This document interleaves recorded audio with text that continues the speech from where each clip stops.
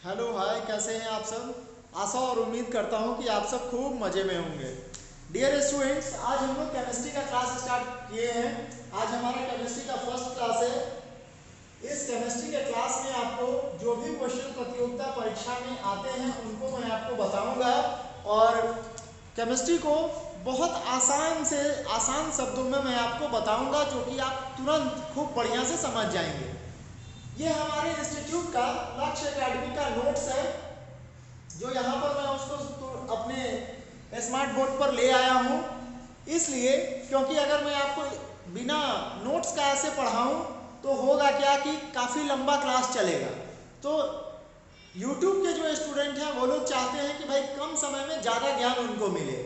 इसलिए जो जो इम्पोर्टेंट बात है वो मैं यहाँ पर ले आया हूँ, लिख लिया हूँ। और ये नोट्स स्टूडेंट को हमारे यहाँ इंग्लिश और हिंदी दोनों में अवेलेबल है। आप देख लीजिए आपको कौन सा लैंग्वेज में चाहिए। हिंदी में चाहिए तो हिंदी में मिलेगा, इंग्लिश में चाहिए तो इंग्लिश में मिल जाएगा। क्लियर? तो चलिए ध्यान से हम लोग इस चीज को सीखते हैं और इस चीज को हम लोग देखते हैं। क्लियर? चलिए आइए देखिए यहाँ ध्यानपूर्वक। केमिस्ट्री का फर्स्ट क्लास है लक्ष्य एकेडमी, मेरा नंबर, और आपको पढ़ाई से रिलेटेड कोई भी क्वेरी हो, कोई भी क्वेश्चन हो, आप मेरे से पूछ सकते हैं। क्लियर? चलिए देखिए केमिस्ट्री का फर्स्ट क्लास है और इसको हम लोग केमिस्ट्री तीन तरह का होता है, तीन ब्रांच में इसको बांटा गया है। केमिस्ट्री को तीन तरह से बांटा गया है। एक होगा फिजिकल केमिस्ट्री, दूसरा होगा इनऑर्गेनिक और तीसरा होगा ऑर्गेनिक। क्लियर? अब इसको मैं समझा देता हूं कि ये आखिर होता क्या है। क्लियर? फिजिकल केमिस्ट्री, जिसको आप हिंदी में भौतिक रसायन के नाम से जानते हैं, फिजिकल केमिस्ट्री जिसे आप भौतिक रसायन के नाम से जानते हैं। इनऑर्गेनिक, जिसे आप हिंदी में अकार्बनिक रसायन के नाम से जानते हैं, और ऑर्गेनिक जिसे आप कार्बनिक रसायन के नाम से जानते हैं। क्लियर? फिजिकल केमिस्ट्री होता क्या है? तो मैटर के बारे में जो हम लोग पढ़ाई करेंगे केमिस्ट्री में वो फिजिकल केमिस्ट्री होगा। इनऑर्गेनिक केमिस्ट्री वो केमिस्ट्री होगा जिसमें कार्बन को छोड़ करके बाकी सब चीज के बारे में पढ़ेंगे। और ऑर्गेनिक केमिस्ट्री होगा जो कार्बन और उसका दोस्त लोग के बारे में जो हम लोग पढ़ेंगे। Carbon and its compound, basic अगर इसको हम लोग कह सकते हैं तो कार्बन एंड इट्स कंपाउंड। आसान शब्दों में अगर बात कहें तो कार्बन और इसका दोस्त लोग। तो ऑर्गेनिक का जो फील्ड है वो बहुत ज्यादा है। क्लियर? ऑर्गेनिक बहुत ज्यादा पढ़ना है। तो ऑर्गेनिक केमिस्ट्री को आप इस तरह से समझ सकते हैं कि जब बच्चा बड़ा हो जाता है तब उसका बहुत सारा दोस्त लोग हो जाता है। तो भाई कुछ लोगों का दोस्ती बहुत ज्यादा हो जाता है तो माँ बाप क्या बोलता है कि भाई एक काम करो, तुम अपना दोस्त लोग के साथ ही रहो, घर आने का तुमको जरूरत ही नहीं है। तो इसी तरह से ऑर्गेनिक केमिस्ट्री को केमिस्ट्री के ब्रांच से बाहर कर दिया गया और नाम दे दिया गया ऑर्गेनिक केमिस्ट्री का। तो चलिए आइए समझते हैं फिजिकल केमिस्ट्री, उसके बाद समझेंगे इनऑर्गेनिक और फिर समझेंगे ऑर्गेनिक, बहुत ही आसान शब्दों में। क्लियर? फिजिकल केमिस्ट्री, तो फिजिकल केमिस्ट्री में तीन चीज हम लोगों को देखना है। बेसिक हम लोगों को मैटर के बारे में पढ़ना है। तो मैटर जो है, पदार्थ जो है वह तीन तरह का होता है, सॉलिड, लिक्विड और गैस। तो ठोस, ठोस का मतलब होता है सॉलिड, द्रव्य का मतलब होता है लिक्विड, और गैस का मतलब तो गैस ही होता है। क्लियर? तो यहां पर समझेंगे कि इसके अणुओं के बीच में 10⁻⁻8 सेंटीमीटर से अगर कम का दूरी है तो ये ठोस रहेगा, सॉलिड रहेगा। द्रव्य में 10⁻⁻5 सेंटीमीटर से कम या उतना तक रहेगा तो द्रव्य रहेगा, और अणुओं का दूरी अगर 10⁻⁻5 से ज्यादा अगर हो तो वो गैस होगा। तो हम लोग यहाँ पर बात समझें कि सॉलिड, लिक्विड और गैस, मैटर में तीन तरह का चीज है। क्या क्या है? सॉलिड, लिक्विड और गैस। क्लियर? तो यहाँ पर समझिए सॉलिड, जिसमें हम लोग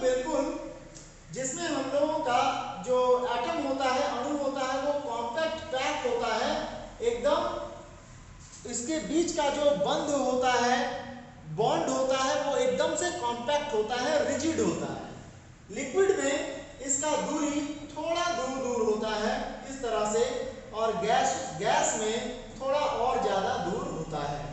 तो यही हो गया सॉलिड, लिक्विड और गैस। मैं डेफिनेशन में नहीं जा रहा क्योंकि वीडियो काफी लंबा हो जाएगा, और स्टूडेंट जो यूट्यूब के होते हैं खास तौर से वो चाहते हैं कि कम समय में उन्हें ज्यादा लाभ मिले, तो उसी को देखते हुए डायरेक्ट नोट्स का जो इंपॉर्टेंट पॉइंट है वही मैं आपके साथ शेयर कर रहा हूँ। क्लियर? तो चलिए आइए समझते हैं केमिस्ट्री है क्या, फिजिकल केमिस्ट्री है क्या, ये सब चीज समझा जाए। तो चलिए यहां से शुरू करते हैं। वह वस्तु जिसका कुछ भार हो, तो संसार में कोई भी ऐसा वस्तु नहीं है जिसका कि भार न हो। क्लियर? कोई भी वस्तु है तो उसका भार होना जरूरी है, वो भार है उसमें। ठीक है, चाहे आप अगर इस कलम का एकदम से पॉइंट यहां देख रहे हैं, अगर इसका भी भार निकाला जाए तो भार है। इस संसार में कोई भी ऐसा वस्तु नहीं है जो भारहीन हो, यानी कि सभी का भार होता है। कोई भी वस्तु आपके दिमाग में नाम आ जाए याद, तो वो समझ लीजिए कि सभी में भार है। तो वह वस्तु जिसका कुछ भार हो तथा जो कुछ स्थान ग्रहण करता हो, उसे पदार्थ कहा जाता है, उसे मैटर कहा जाता है। अब यहां समझिए, पदार्थ की तीन अवस्थाएं होती है, सॉलिड, लिक्विड और गैस। चलिए पहले हम लोग ठोस के बारे में बात करें, सॉलिड के बारे में बात करें।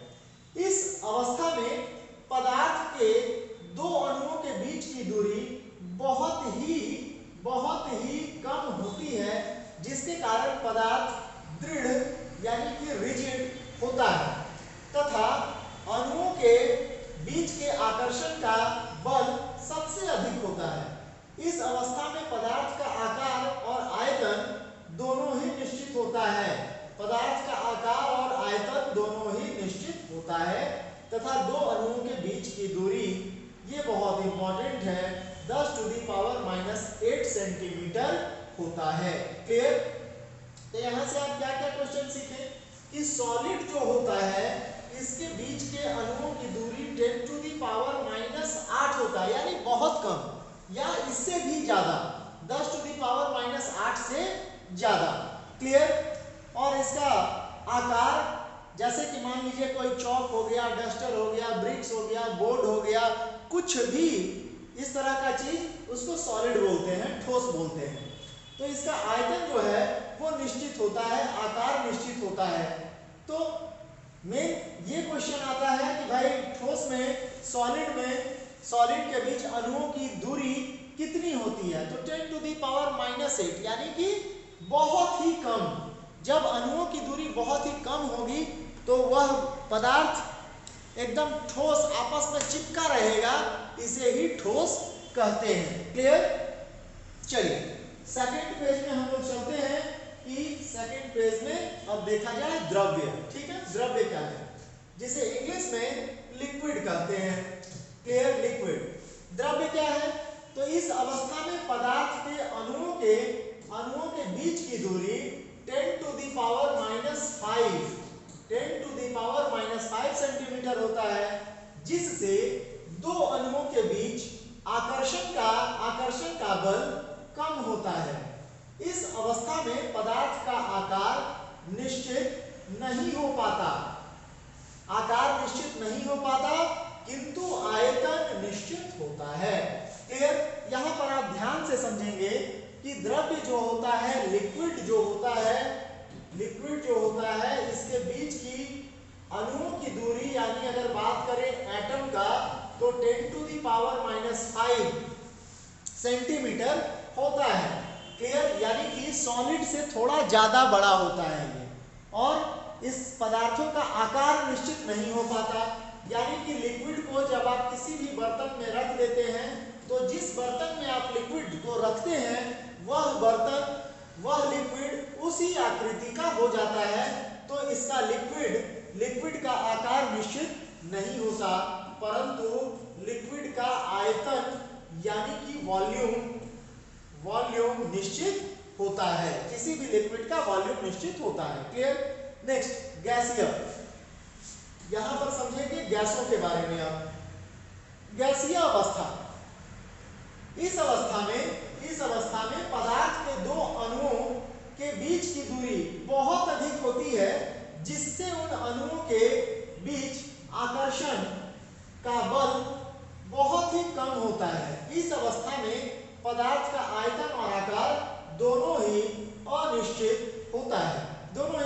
होता है, यानी कि गैस गैस गैस जो होता है उसका अणु का आकार और आयतन दोनों ही निश्चित नहीं होता।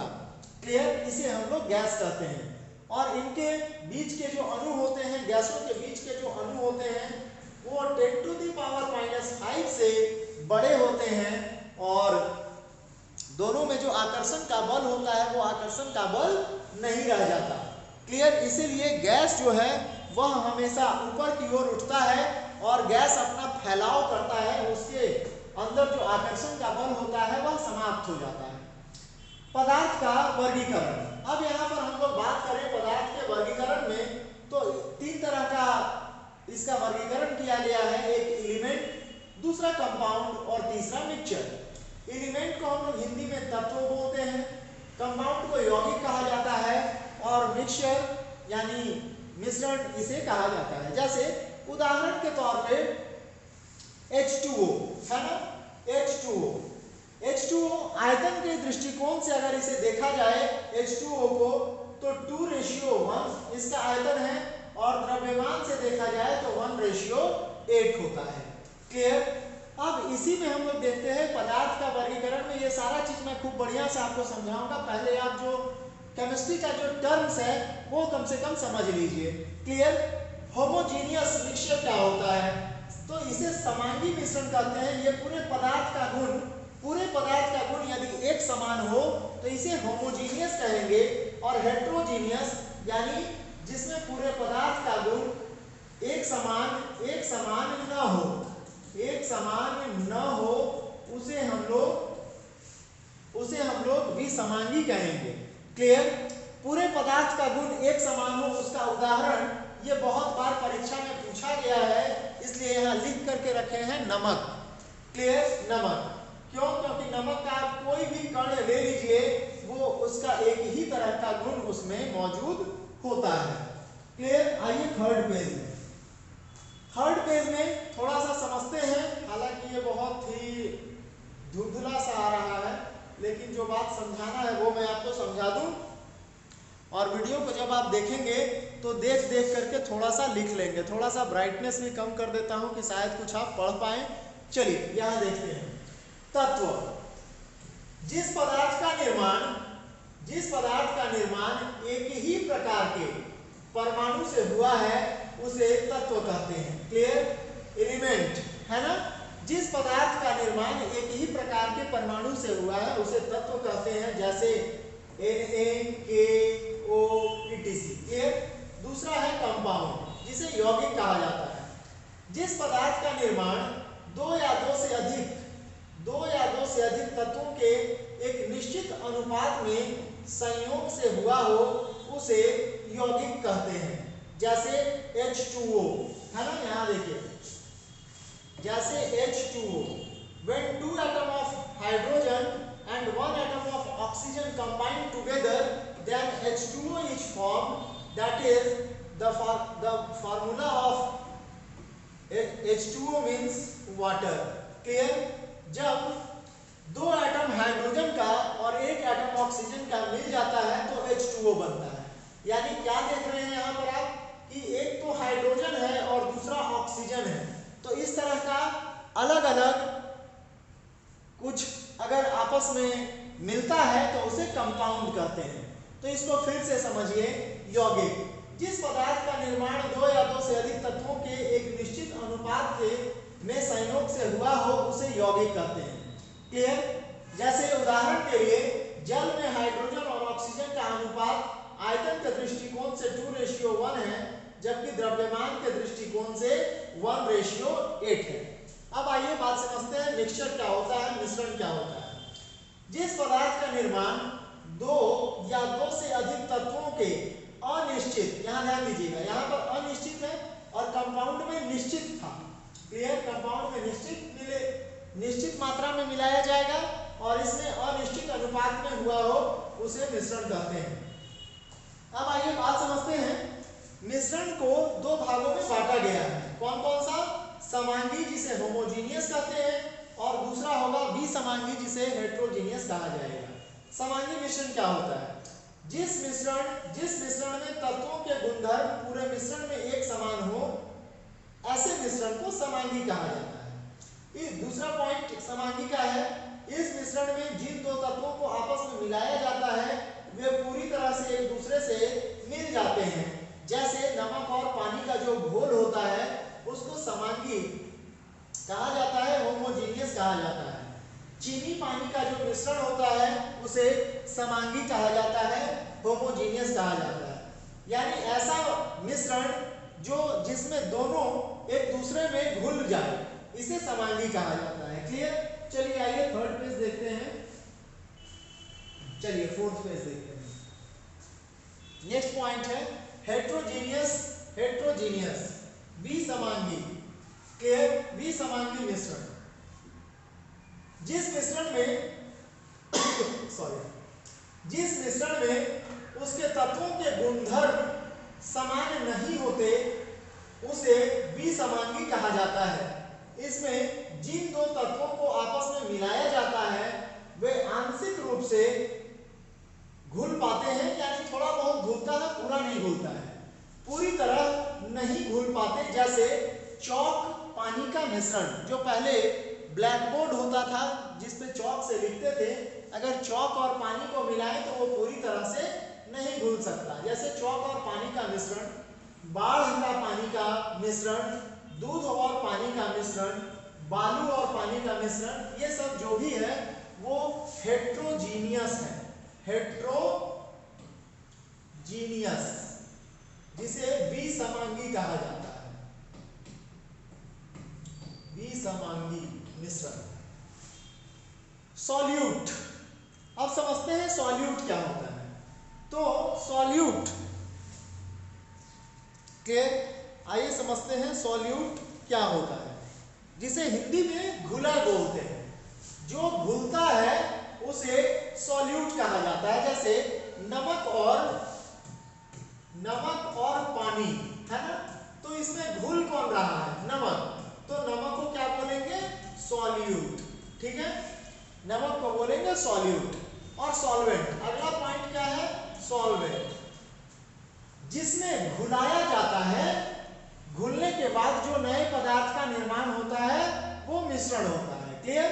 तो जैसे यहां देखिए, नमक और पानी का जो घोल था, तो नमक पानी में घुल रहा है, तो नमक पानी में घुल रहा है तो नमक को बोलेंगे सॉल्यूट, पानी को बोलेंगे सॉल्वेंट। यानी जो अपने अंदर किसी चीज को घुलाता है तो वो हो जाता है सॉल्वेंट।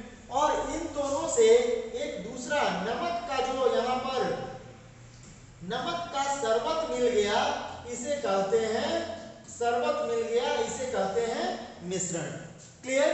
तो ध्यान रखेंगे इस बात को, जिसमें कोई वस्तु जिसमें घुलता है उसे सॉल्यूट, जो घुलाता है वो सॉल्वेंट, और जो घुलने के बाद जो नया पदार्थ बनता है उसे मिश्रण कहा जाता है। नेक्स्ट आते हैं सॉल्यूशन में। सॉल्यूशन क्या होता है? सॉल्यूशन दो पार्ट में, सॉल्यूशन दो तरह का होता है। एक एक्वस सॉल्यूशन होता है और दूसरा नॉन एक्वस होता है। एक्वस सॉल्यूशन, जिसे जलीय विलयन भी कहा जाता है, सिर्फ पानी के साथ, ध्यान रखेंगे, सिर्फ पानी के साथ का मिश्रण, यह हमेशा होमोजीनियस होता है और इसे एक्वस सॉल्यूशन या जलीय विलयन भी कहा जाता है। क्लियर? नॉन एक्वस क्या होता है? पानी को छोड़कर बाकी सभी में जो घुल जाए, पानी में सिर्फ ना घुले, बाकी सभी में घुल जाए, इसे हम लोग नॉन एक्वस कहते हैं। क्लियर? तो केमिस्ट्री का ये कुछ टर्म्स था जो आज मैंने सोचा कि आपसे शेयर कर दूं। बाकी फिर अगले दिन हम लोग इसके आगे बढ़ेंगे और इसके आगे बातों को समझेंगे। क्लियर? तब तक अगर आपको ये हेल्पफुल लगे तो आप अपने कॉपी में इसे जरूर नोट डाउन करें, और अगर वीडियो की क्वालिटी खराब आ रही हो तो ऊपर थोड़ा सा 3 डॉट्स में क्लिक करके थोड़ा वीडियो के क्वालिटी को बढ़ा लीजिएगा, तो खूब बढ़िया वीडियो आपको यहाँ पर ये दिखाई देगा। देखिए, मेरा टारगेट ये है कि खूब बढ़िया वीडियो बना के अपलोड करना, तो खैर ठीक है, क्वालिटी में सुधार करेंगे, लेकिन मेरा मोटिव ये है कि अधिक से अधिक स्टूडेंटों को कम भाषा में खूब बढ़िया तरीके से किसी चीज को समझाया जा सके। तो आज के लिए बस इतना ही, फिर किसी अगले वीडियो में मिलते हैं, तब तक के लिए थैंक यू वेरी मच।